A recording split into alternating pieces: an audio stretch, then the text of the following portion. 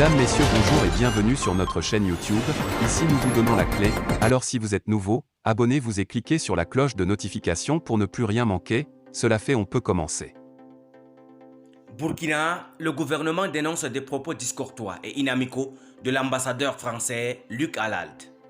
Le ministère des Affaires étrangères, de la coopération régionale et des Burkinabés de l'extérieur présente ses compliments à l'ambassade de la République française à Ouagadougou et a l'honneur de porter à sa connaissance ce qui suit.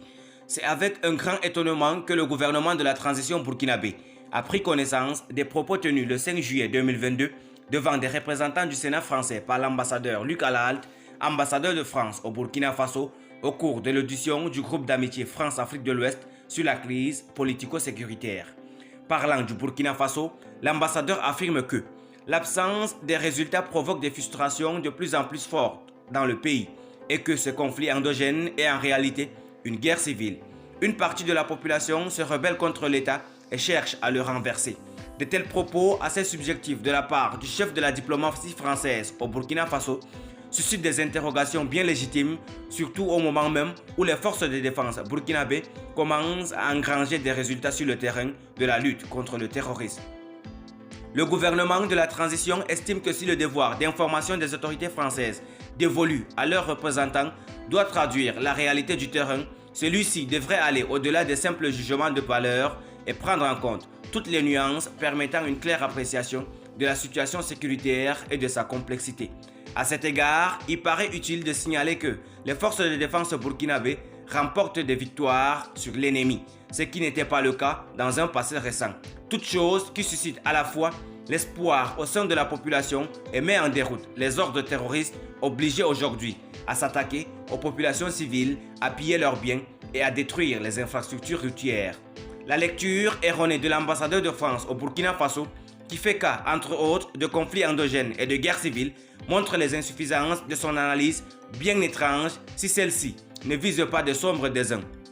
Il est bien trivial de dire que tous les combattants terroristes ne sont pas que burkinabés et que les chefs et financiers de ce groupe terroriste ne sont pas des fils de ce pays, ce qui bat en brèche les thèses malheureuses et inacceptables soutenues par l'ambassadeur Luc Alalt.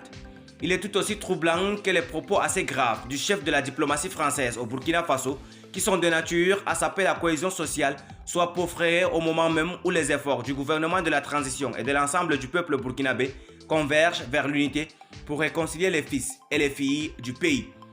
Le chef de la mission diplomatique française gagnerait à s'inscrire dans la dynamique de ces efforts et à prendre des initiatives visant à réaffirmer les relations entre la France et le Burkina Faso au lieu de s'engager dans la voie de la controverse. Il est à craindre qu'une telle attitude de condescendance à l'égard des autorités de la transition n'exacerbe davantage le regain du sentiment antipolitique française évoqué par l'ambassadeur lui-même dans son discours du 14 juillet 2022.